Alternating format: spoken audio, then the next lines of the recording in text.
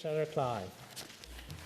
Honourable Senators, I rise to speak to the inquiry commenced by Senator Harder on December 2, 2021, regarding the future of the Royal Canadian Mounted Police. It's an important discussion, and by many accounts, one that is long overdue. I hope it's a discussion that leads to a clear and realistic picture of our RCMP and a bright future for the organization. The RCMP is the most unique police force in the world.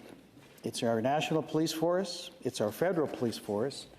In some jurisdictions, it's the provincial or territorial police force, or the municipal police, and it is an international police force through its involvement in Interpol. Depot Division, the RCMP Academy, is considered one of the most elite police training academies in the world.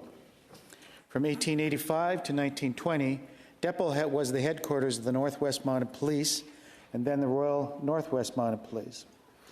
Not only has every member of our national police been trained at Depot since the inception of the Northwest Mounted Police in 1873, but Depot has also trained police and investigators of many stripes from around the world. Mounties in their dress uniform are collectively one of the most recognized symbols in the world. Dressed in the red serge, Stetson hats, Strathcona boots with spurs, and midnight blue stirrup overalls with a yellow stripe down the legs. Like Canada's multiculturalism, 2 official languages, the maple leaf, our parliament buildings, maple syrup, and the Rockies, the RCMP is a symbol of national identity.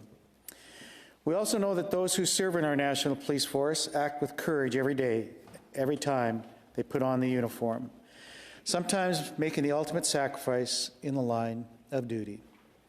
Last month, the death of Constable Shaylin Yang in Burnaby, BC was a tragic reminder. Suffice it to say, the RCMP has an important place in our country's complex history and in our national culture, as well as in keeping us safe. However, there are concerns with our RCMP. There are questions about its mandate and its focus and conviction to upholding the RCMP's core values. All of this lends itself to a question around the RCMP work environment, the influence of systemic racism, numerous cases of failure to adhere to proper protocols, and decades of physical and sexual harassment. Not to mention the difficulty in recruiting applicants and cadets. These concerns give rise to an overarching question centering on the culture and organizational structure of the RCMP and whether the organization's mandate and core values will support its desired strategic direction and goals. The RCMP must also demonstrate it will proceed with values and actions of reconciliation with Indigenous peoples, with acknowledgement and understanding of the truth of Canada's history. And I fully believe that that undertaking is not a quantum leap. The time has come to take a closer look at the issues that have been plaguing the RCMP for many years, while building on its best attributes, and that's what I will be speaking to today. The problems with the RCMP are well documented. As Senator Harder noted last year in his speech, the RCMP was the subject of a heart-wrenching report in 2020 by the Honourable Michael Bastarache, a former justice on the Supreme Court of Canada. The report was titled Broken Dreams, Broken Lives, and it was written following Justice Bastarache's review of more than 3,000 claims of sexual harassment and sexual assault submitted by female RCMP members under the Merlo-Davidson Settlement Agreement. The results of his report were clear. It revealed toxic behavior within the ranks of the police force and a broken culture that has permeated every level of its ranks. The problems were clear, systemic, and irrefutable, and they continue to trouble the RCMP to this day. 2,304 women were compensated following the settlement of the Merlo-Davidson class action lawsuit. More than $125 million was paid out to female RCMP staff members who suffered gender-based abuse, harassment, and discrimination. The need for transformation lingers, And just this past June, another report was issued by 3 former federal judges following the settlement of the Tiller lawsuit, filed on behalf of women who worked in close capacity with the RCMP and who had suffered abuse. In this case, 417 women who worked in a close, were awarded close to $20 million in damages for behavior they were subject to by RCMP staff members.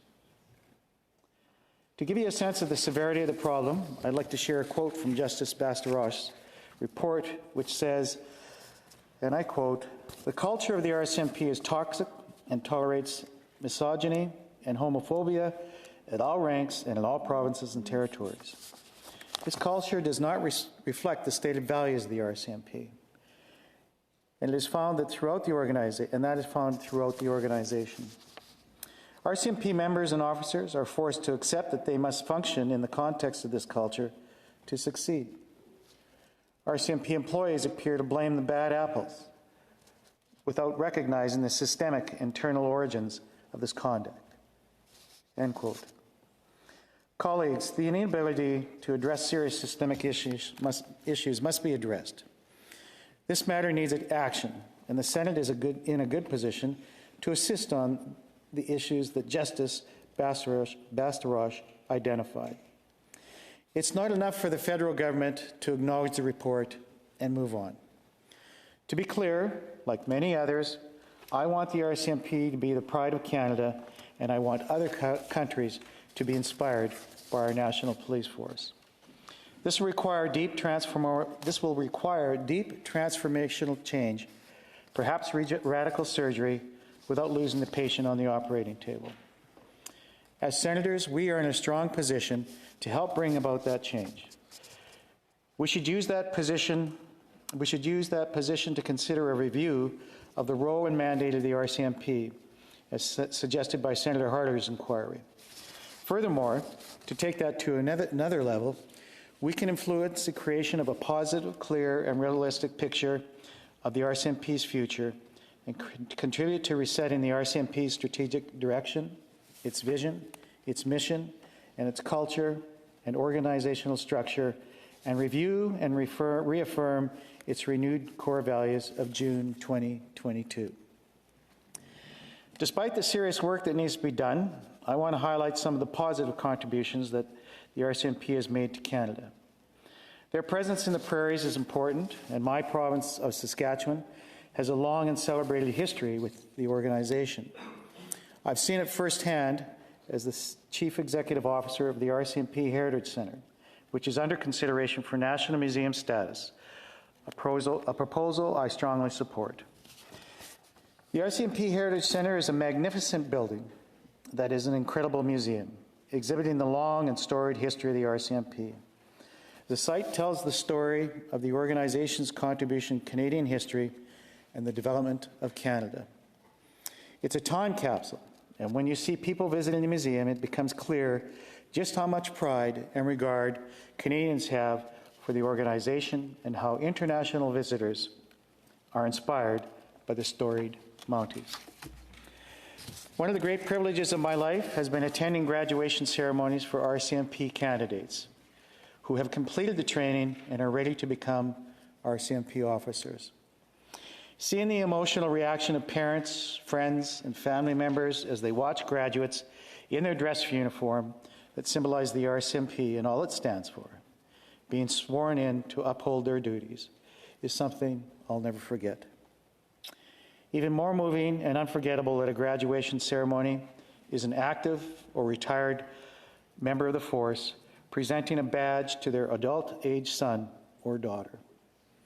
Those ceremonies always remind me of the importance of this historic institution. It's a ceremony that I'm sure emphasizes the honor and responsibility being bestowed upon the graduate. The RCMP Heritage Centre has also embarked on the path of reconciliation, collaborating with Indigenous leaders, elders, and educators to build its truth and reconciliation strategy. The organization is committed to helping answer the TRC calls to action, as well as the calls for justice of the National Inquiry into Missing and Murdered Indigenous Women and Girls, with specific calls identified for the Senator's focus from both guiding reports. The RCMP Heritage Centre is also working with DEPO to develop specialized Indigenous-led cultural teaching and education for cadets about the communities where they will be posted. This is promising. Unfortunately, not all members of the RCMP have lived up to the RCMP's core values, honor, and code of conduct. This leads me back to my main point. The time is now for transformational change. My belief, like Senator Harder, is that we should take what we have learned from previous studies and testimony and help set our national police force on a new path. A path that acknowledges, honors, and respects its legacy, the good, the bad, and the difficult. A path that restores the RCMP pride and reputation for being a national police force that operates with the utmost level of honor and respect for everyone. A police force that acts with integrity, shows respect, demonstrates compassion, takes responsibility, and serves with excellence. A path in which Canadians' pride is unwavering and other countries are inspired. I'm encouraged by the federal government taking some important steps. They've introduced Bill C-20, which if passed would establish a Public Complaints and Review Commission to replace the insufficient Civilian Review and Complaints Commission. This bill follows the House Committee on Public Safety and National Security's 2021 report entitled Systemic Racism and Policing in Canada. An enhanced independent review and complaints body is one important step towards restoring public confidence in the RCMP. It's a good place to start, but more work needs to be done. I know that the RCMP can become the paragon of excellence in policing. Of that, I have no doubt. There really is a solid foundation to build on and much off-balance sheet equity in the symbol. However, as time marches by, without transformational change, that off-balance sheet equity diminishes. I urge colleagues to support Senator Harder's suggestion to create a special Senate committee to study the future of the RCMP. This committee would be an important tool in helping to address past injustices and assist the RCMP in making a much-needed transformational change and better define its role in a 21st century Canada. We could draw from this chamber's experience and expertise in many relevant subjects, including law enforcement. As well, many of the legislators in this chamber have direct experience in making transformational change and collaborating with other leaders. I know that this is a challenging subject and would not be an easy task, but hard or easy has nothing to do with it. I'd like to close on a recent and unforgettable moment for the RCMP on the world stage. As we all know, on September 8th, Queen Elizabeth II passed away. Her death was mourned around the world. In the days that followed, tributes, memories, and stories were shared, all celebrating the life of a remarkable woman and renowned monarch. Millions, and perhaps billions, of people witnessed the state funeral. For many Canadians watching from home, one moment stood out. As the funeral procession began, it was led by the Royal Canadian Mounted Police, Canada's national police, in their dress uniform, mounted on their magnificent black steeds. In that moment, I believe Canada swelled with pride. That moment of pride represents everything the RCMP is, but it is not all it can be. I hope we have the courage to help guide it back to a new path. Thank you. Merci. Haikita Hamahin.